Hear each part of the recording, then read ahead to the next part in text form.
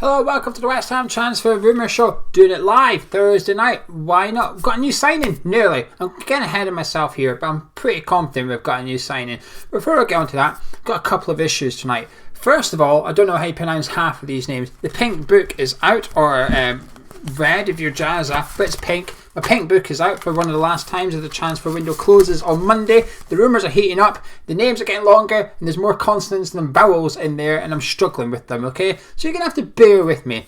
My second issue, some of you haven't subscribed to the channel. About 40% of you watching this haven't, so hit that subscription button and join the Hammers Chat party. Not much of a party really, but we might be having one tomorrow. The Slavia Prague chairman put out last night that Vladimir Coufal was flying to London today to have his medical with West Ham United in a move €6 million, £5.4 million sterling to me and you, and well, the rest of you can work out what is in your exchange rate, but for us it's 5.4 million. The right back from Slavia Prague. So it looks like Thomas Souček is not only our centre midfielder, he's our scout. He's the go-to guy if we need someone. He was linked to us a couple of months ago, really, very early on in the summer. I think even post-lockdown, I think the football was still being played. We're being linked to this guy. And I think it got put on the back burner with Fredericks' form, I guess, and Ben Johnson's form post-lockdown. I think combined in the lack of funds, I think we decided to maybe not pursue a right back for now. But then obviously Ryan Fredericks getting injured with his hamstring injury out for a month. Well, this deal's been done like that, really. It looks like we knew what the price was. We rang up, we've got it done. He's flew over to London today, and by the sounds of it, it's all done. Just waiting on the announcement from the club right now. So it could still go wrong. It's not official until it's on their website, I know. But it appears that he's a West Ham player. There's a bit of pressure on West Ham that he needed to be signed by 12 o'clock tomorrow, Friday, in order to be able to be in the matchday squad to face Leicester City. So I think that's the rush. But I don't know much about him, okay? But because we were linked with him before, a few people have told us about him. There's been some Czech Republican hammers, if you like, giving us their insights and stuff. And this isn't my opinion. This is their opinion. I'm just providing you with what I've been told. He's quite an aggressive player. Likes to press, likes to get involved. He's not as tough in the tackle as he once was, if you like. He's perhaps matured in that way. He's quite speedy by the sounds of it. He's got a turn of foot about him and can get up and down the line well, but his crossing can be a bit of hit and miss, although his passing is good, if that's something to go by. They seem to think it's a solid signing and that he should adapt okay to the Premier League. He should be a decent right back for the Premier League. The one thing that's a slight concern is that he's not really played right wing back. He's a conventional right back. However, the way that Slavia Prague play, it's a bit like Trent Alexander-Arnold, isn't it? Liverpool play him as a right back, but you look at it and he's pretty much playing as a right wing back, isn't he? And I think Coufal's similar for Slavia Prague as well. So that's our second signing of the window. The first one was Souček from Slavia Prague, and the second one is Coufal from Slavia Prague. So they've done all right out of it, haven't they? So that's that. Now, some of the players I cannot pronounce. So, like I said, you're going to have to bear with me here. But one player I can pronounce is Rudiger, the Chelsea centre-back. We're being linked to him. I think Lampard's made it pretty clear he's leaving. Left out of 2 matchday squads in a row, possibly even a third. I didn't bother checking at the weekend, but I imagine he was left out of that one too. So he's on his way out of Stamford Bridge, and he's been heavily linked to West Ham. Some are linking him to West Ham in a move with Declan, but most are sort of suggesting there's a deal being made on its own here, and it could be a loan signing. But the only way we're going to get him on loan is if he signs an extension to his contract at Chelsea, obviously to retain his value and keep his transfer market value high. Should he have a good season at West Ham, go back to Chelsea, Chelsea can command more money. Makes sense from their perspective. I think he's a good centre-back. I don't think he's good enough for Chelsea, but I think he's good enough for West Ham. But the cost concerns me greatly. Ross Barkley joined Aston Villa on loan. We know that. A good signing for them. But 11 million to have him on loan for the season. I can't see Rudiger being much cheaper than that at all. I think if you were going to spend that much, I'm aware it takes into consideration the wages and stuff, but he'll be on similar, if not more, wages than Ross Barkley probably. I'm not sure I'd be comfortable with us spending that much to have a player for a season when our kitty is so small. Villa's okay. Villa have gone and spent £20 million on a goalkeeper. They've gone and got in Traoré to play on the wing. They're spending money on permanent transfers as well, and Barkley was sort of just the final piece of the jigsaw, if you like, a makeshift player to get him through. we are not at that stage. We've not spent anything. I know Coufal, but it's 5.4 million. It's almost like an emergency signing for us. So the Rudiger one, good player, but I think it's a bad deal, if that makes sense. One player that we did go for, it was confirmed by Jim White on TalkSport. David Sullivan kindly told him this. Nikola Milenkovic from Fiorentina, a young centre-back. The bid Jim White's claiming was 25 million plus 10 million of add-ons. Now this is where David Sullivan is just a bit daft. He was on TalkSport a week ago telling the world we have 40 million to spend. And then he rocks up at Fiorentina and offers a deal worth up to 35 million. And by the fact he's told Jim White he's been rejected and we're moving on, would suggest he's got the hump that Fiorentina have rejected a bid. Well, of course they have, Dave. You've just told them you've got 40 million to spend. I don't understand why he's seemingly a bit upset by this. Like I said, I tried to use the analogy. If I had a TV for sale for 500 quid and someone come in my house and said, I'll give you 350, and while I was considering it, he turned around to someone in earshot of me and said, I've actually got 400 to spend here, I'm going after the 400. So why would you it's complete dumb. He's gone and told everyone got 40 million to spend. Fiorentina are going to want 40 million for their centre-back.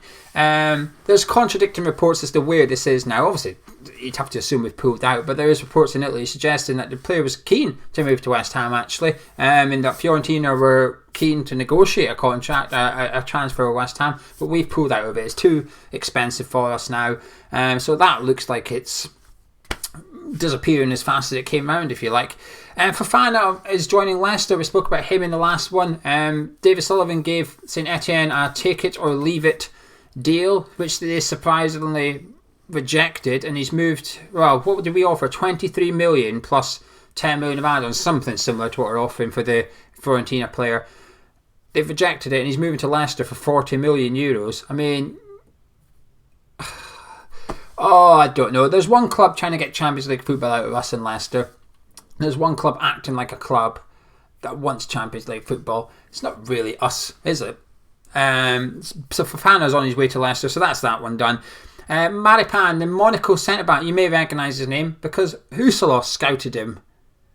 Now, this is assuming the rumour's correct, okay? The rumour possibly isn't true, okay? It's starting to feel a bit scattergun into it. I went to do this transfer show and I thought, bloody hell, I've seen centre-backs. We're being linked with centre-backs everywhere. I can't even keep up with them. Sometimes I can sit down and write down the names off the top of my head because I've seen them in the last day or so. I think, that player, that player, that player. I had to go back and check tonight because there's just so many of them. But Maripan and Monaco, 16 million were being linked to him. Huselos and Pellegrini scouted him and tried to get him, or wanted to take him to West Ham potentially. So this is where Sullivan can't really go after him, can he? Because if you do, you've just gone on TalkSport 2 weeks prior saying about how Pellegrini wasted money. Now you're going to go and try and sign players that Pellegrini wanted. It doesn't really add up, does it? Like I said, it might not even be a true rumour, but that's someone. There's another centre-back I've never heard of. Sinekin of Strasbourg over in France for 15 million. Another young lad though. I think this one's a sporadic rumour. This is one I'm dismissing pretty quickly, to be honest with you. Not because I've not heard of him, just because I like to try and guess which rumours are true and which rumours aren't. Obviously I believe the Fiorentina one. The Monaco one I sort of believe as well. Maripan, I sort of believe him because I'm not convinced that we didn't know about Souček when Pellegrini Huselos is here. I could be wrong, but I've got a feeling that they were put on the radar by our previous regime. This guy from Strasbourg, I'm not too sure. Then we've got a Valencia centre-back, Diakabi. We're being linked to him as well. But even though I don't know him, I do not know this guy, admittedly. Fulham are contenders for him. And I just found it concerning at the start of the summer that we're being linked to players, or we seem to be competing with players that... We're competing with West Brom, Fulham, Leeds, and with the greatest of respect to those clubs, they've either just got promoted to the Premier League or they got promoted to the Premier League a year ago, like Aston Villa and that. This is who we're competing with in the transfer market. We tried to compete with Leicester and got blown out of the water by them, and it's almost like a reminder of our actual level now, and this is what we moved for. And I know people say get over the move, but hang on a minute, we can't do that. We shouldn't have to do that. We moved for better players, and we're now competing with clubs that were playing Championship football 14 months ago. It's just not quite good enough. Now, that's all the defenders kind of done with, apart from a couple of older ones I'll get onto in a second. Moving into centre midfield now. There's not many centre midfielder links because I'll be honest with you, I don't think we're going to sign any of them. But we've been linked with Hans Van Aken of Club Bruges for around about 14 million.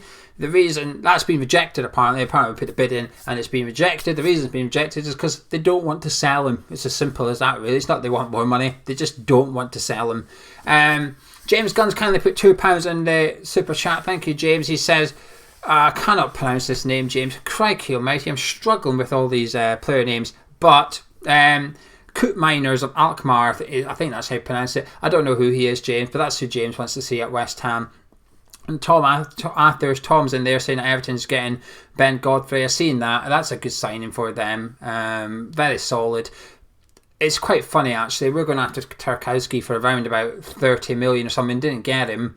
And then you've got Ben Godfrey is less away to Everton. You just think it's a bit. I find it a bit short-sighted. I think we're a bit naive sometimes with our scouting. Like that Fiorentina defender.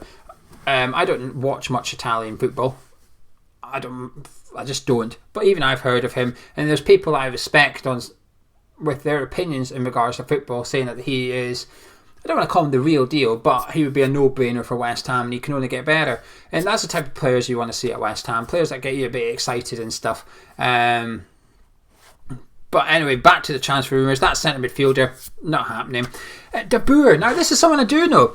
When Milenkovic kicked off in January about his move to China, so before he signed his new contract, says, I am back, I'm happy to be back, then said he didn't go anywhere in the first place.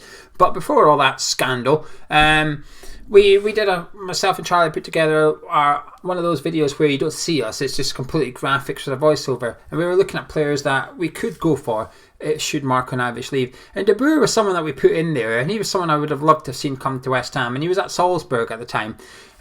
He went to Sevilla and it just didn't work out for him. He was a Europa League player, if you like. He got played in Europa League competitions, and that was it. Then he went to Hoffenheim in January last season. He's done okay at best. He scored a handful of goals, but bearing in mind that we're looking for a second striker here, a backup striker. I mean second striker. I think Antonio is now our first choice and Ali our second, so we're technically looking for a third choice striker. I think De Boer, if we can get him on loan, would be a no-brainer, to be honest with you. He still scores goals for Israel. I do still think he's a good striker, but we cannot be spending money. We're not struggling to score goals, are we? We'll be alright in that front, but I don't want to see us spend cash on a striker. I just don't think we can afford to. If centre-back has to be priority, we're going to stick with 3 at the back. It looks like we're going to stick with 3 at the back. And we need to get someone in that's going to make a statement, I guess, and going to start every game. Is good enough to walk into that team and stay there. Because I do, like I said, I've never given up on Balbuena. I think he's a good defender. I think he done well against Wolves. I thought he was our best outfielder, although I know there wasn't much to go on. I thought he was our best outfielder against Everton. I think Diop's better in the back 3. Ogbona's fantastic. Creswell actually does alright at left centre back. So we need to get someone that can just walk into that back 3 and stay in that back 3 just because they're that good. They tend to cost money, which is a problem. A couple of other centre backs that were being linked with sporadically, their names still creep up, is Joe Rodon. He's the Swansea centre back. His manager's been speaking about him moving to the Premier League though, and basically said as long as he stays fit, he could get a move to the Premier League, but it's keeping him fit, and it's not encouraging, is it? We know he's a bit injury prone, but that's when you might get a chance. Man United, Man City, they've all scouted him, but they've been put off with his injuries. You might have to gamble. As your West Ham, you might have to gamble, because if you didn't have his injuries, you probably wouldn't get him. So I don't know. I think we're not in a position to gamble. I think this is where someone like Leicester City could take the chance, and if he is injury prone, try and get most of your money back for him and give him back to a championship club. But if he remains injury free, then you're laughing, because you've just signed a £50 million defender for 20 million. I'm not sure West Ham's in that position to gamble as yet. We're not comfortable enough. Vigani, the Juventus defender, is still being linked to us, but Claret and Hugh claimed that we never wanted the player. I think we did, but got priced out of it, so we pretend we never wanted him, to be honest with you. I think that's what's really happened here. We can't afford him, or we don't want to pay what Juventus are wanting, so we're backing out now. It's like when you see the girl and you ask her, do you want to come out on a date, whatever, and she says no, you go, when you speak to your friends, you say, nah, I was never interested in her anyway. Well, you were. You just got rejected, mate. Own it. The Declan Rice latest is that there's two sides here. First side is David Sullivan's been putting out that he's not going anywhere. It's too late in the transfer window. He's not for sale at any price. And then the other side of it is there's the Chelsea side, which is that Frank Lampard wants Declan Rice at any price. Like is the only player that Frank Lampard wants to get in. And I'm still a bit cagey, actually. I do think David Sullivan has all the intentions of the world of keeping Declan, but we're never going to know until a bid actually arrives. I think Chelsea will bid for him. I do think Chelsea will bid. I think this is where Sullivan, by pleading poverty, has put himself into a very weak negotiating position. So when Chelsea do rock up, if they rock up, they can essentially offer what they want. It won't be much. It'll be 40, 50 million, but it's going to be enough to make us shake. The world knows we've got no money. The world knows that Declan will want to go to Chelsea one day. And if Chelsea want him, with Lampard, if that is Lampard's sort of number one target, then we better hope they don't come calling. Otherwise, we could be in trouble for the last few days of the window. Anyway, that's about it, really.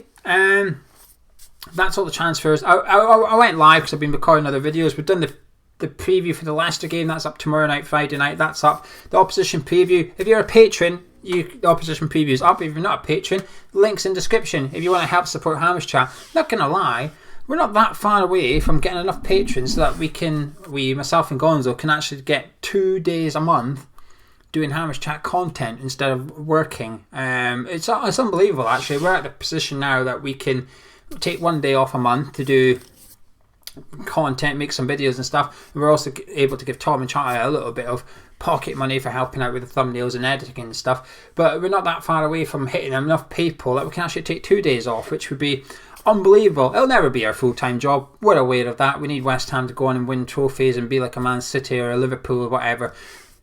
But we can make it our part-time job. It would just be a ridiculous dream come true. So you can check out the link in description if you want to be a bit nosy. You get lots more content. You get player rating videos, opposition views, a mug of tea, myself and Gonzo once a month. There's a patron podcast that patrons go on and only patrons can watch.